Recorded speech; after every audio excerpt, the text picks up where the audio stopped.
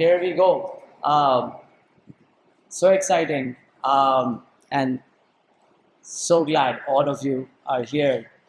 Um, and we are going to start out uh, this very, very special workshop. And I'm so glad that uh, nearly all the mentors are here except one. And I'm so glad that Usman and Sadia are also here. I'm afraid the Vice Chancellor was unable to make it, as well as the Dean, who's out of the country. But I'm going to acknowledge all of them for their support and help in making this workshop possible. Um, my job over here is to give a welcome speech to welcome you all and perhaps offer some sort of a writing lesson or some writing advice for all of you to carry with you for the next 5 days and maybe even later. However, I feel at a loss to be wise tonight. For nearly 2 years now, we have been collectively consumed by the suffering unfolding in Palestine. I don't need to recount the number of babies, children, pregnant mothers who have died, parents who have not been able to locate their dead children, students who have lost their teachers, teachers who have lost their families, doctors who have died inside hospitals. The human suffering that has been inflicted on Gaza is in an extremely calculated manner already extends far beyond what generations of historians will be able to account for or even reckon with. Not only have houses been reduced to rubble, but hospitals, schools, and libraries have been systematically destroyed. Books have been burned. Armageddon fills our news feeds every single day. We have watched these images of catastrophe play out on our screens daily. A whole city has been pounded with thousands of tons of bombs, reducing it to a mountain of rubble. Black, smoking rubble. The scale is unthinkable, even unimaginable. During its war in Vietnam, the US dropped about 15 tons of explosives per square kilometer of Vietnamese territory over 8 years. Israel, on the other hand, has dropped 275 tons of explosives per square kilometer of Gaza in 1.5 years, a figure that is higher by a factor of 18. And again, we're not even accounting for the time duration here. Like other writers, I too have been haunted by the same questions. How do we attend to writing with this suffering around us? Doesn't our work look trivial in the face of what is unfolding? How do we think of ourselves in relation to what is happening in Palestine? I must confess, I am not innocent. I've spent much of the past year and a half trying to avoid facing this tragedy squarely and engaging as much, sorry, avoid. I've spent much of past year and a half trying to avoid facing this tragedy squarely. I would read only the headlines. I would skim social media without reading the details of the horrors that were unfolding. Because what are you to do in the face of such human suffering? It is a question that has occupied me, impossible to evade, and yet impossible to answer. If, as George Saunders says, stories offer us scaled models of the world, then what writers and what kind of writing can guide us in this moment of bleak horror? For the past 2 years, I have found a port of refuge. And the writer that I have returned to again and again is Kafka. Today, I want to share with you a moment in his story in the penal colony, where a man is condemned to death for disobeying his commandant, for disobeying the commandant of the penal colony. Those brutal outposts where European colonial powers sent prisoners for punishment far from their homelands. The condemned man does not know he has violated a law, but it has been decided by the superior officer who runs the penal colony. The condemned man does not know which act of his has constituted a violation of law, nor can he understand his sentence because the law is written in a language he cannot read or comprehend.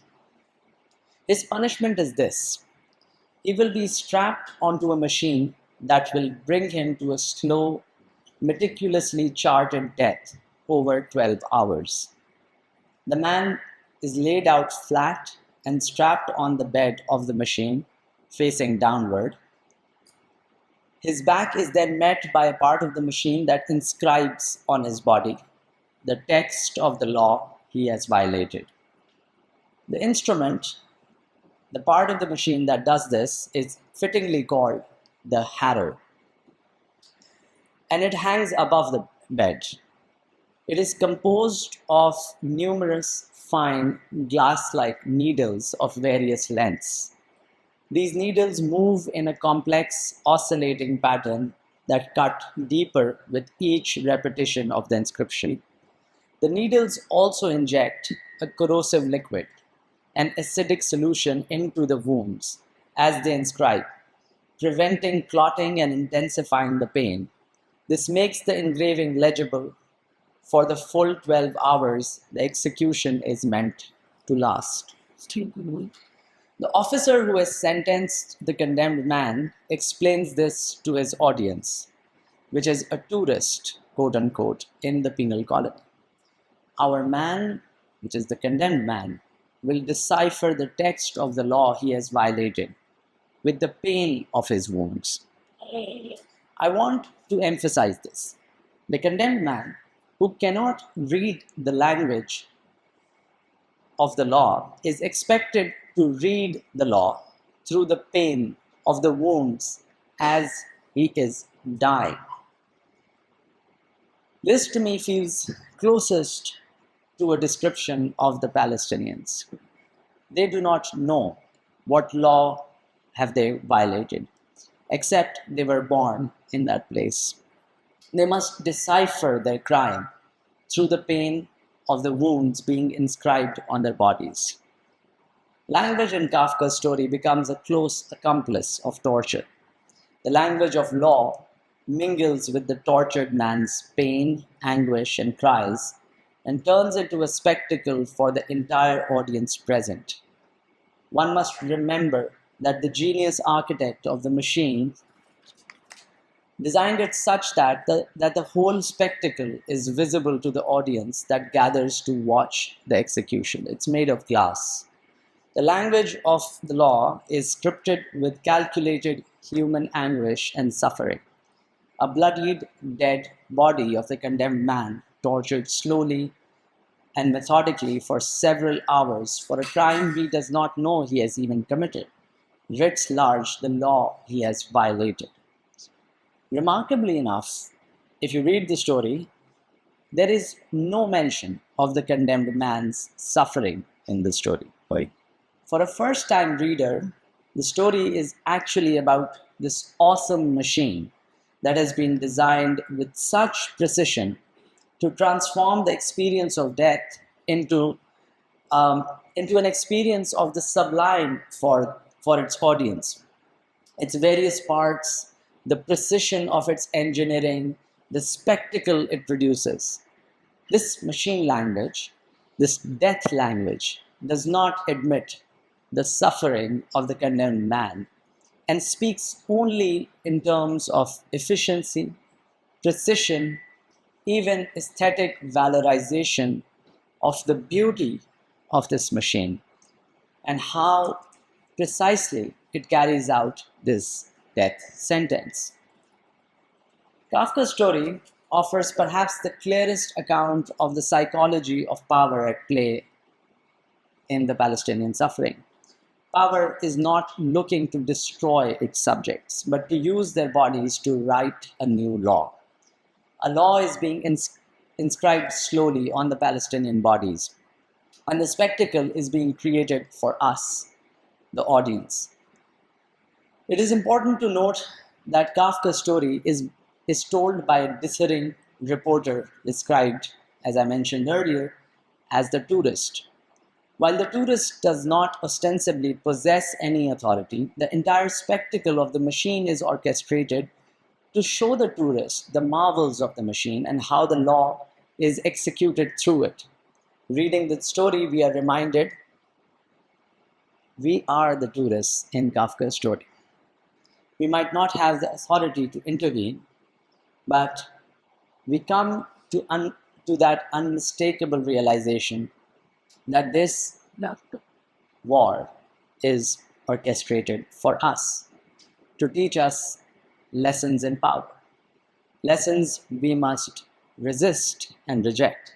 Kafka once observed to a friend, Edschmidt maintains, and this is the quote, Edschmidt maintains, I smuggle miracles into ordinary events. Of course, that is a serious mistake on his part. Ordinary events are miracles in themselves. I only write them down. Maybe I illuminate things a little too, like a projectionist on a half-darkened stage. But that's not right. In reality, the stage isn't dark at all. It's full of daylight. That's why people close their eyes and see so little. In the end, the only great lesson I have drawn from Kafka for the present moment is that writers don't see too much. They see too little.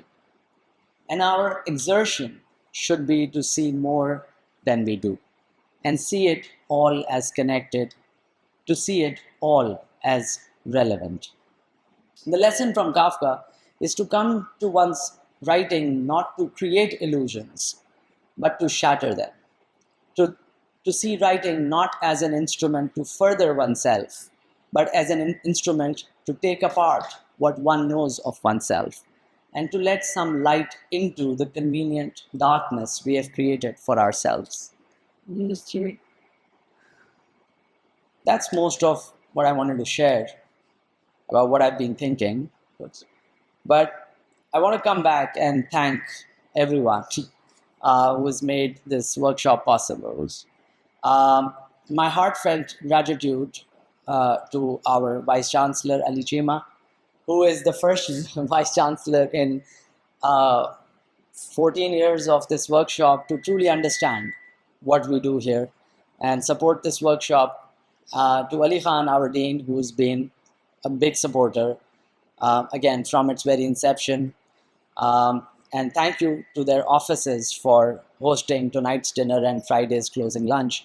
To my co-founder and primary supporter, Usman Khalid Waheed, without whom none of this would exist. And of course, to Mohsen Ahmed, who you will meet hopefully on the final day at the closing lunch, who will offer, can you guys hear me? Yeah.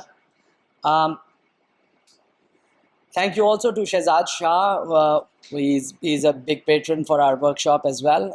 To our extraordinary mentors who are all here, Maro Khamir, Anika Vattu, Yunus Azim, Rabia Saeed, who we are very lucky to have. She's traveled from California to be here with us. Javeria Hasnain, who's come from Karachi, Noor Rahman, Sarah Khan, who is on her way from Peshawar, and Zoha Siddiqui. Thank you guys for being here. To my colleague and collaborator Manur Azim. Manur, are you here? Yeah. Thank you for her design and making us look so good on the web and social media and everywhere else, including your tote bags. To our organizing team leads, Amna Mazhar and Dua Wasi, and our dedicated volunteers, Mariam Wazir, Razia Kareem, Ibrahim, Hafsa. Thank you. And of course, to our administrative team led by Nasir, along with Fahid, Yunus, Isman Amin, Ikhlaq, and Nasir Masih. Okay, finally, I just want to say your gift as writers is not separate from this moment. It is essential to it. The stories you will write over the next 5 days, and later after that, the voices you will find and the community you will build here. That is how we resist the machine and the lessons that we are being taught. Sure. So as we begin with this workshop, if there is something, if there is a one-liner, I want to share is that I ask you to carry the responsibility of your gift. Write with courage to see what others, perhaps you yourself, would prefer to ignore. Write as if our lives depend on the act of storytelling, because it does. Thank you and welcome to the 2025 Lams Young Writers Workshop.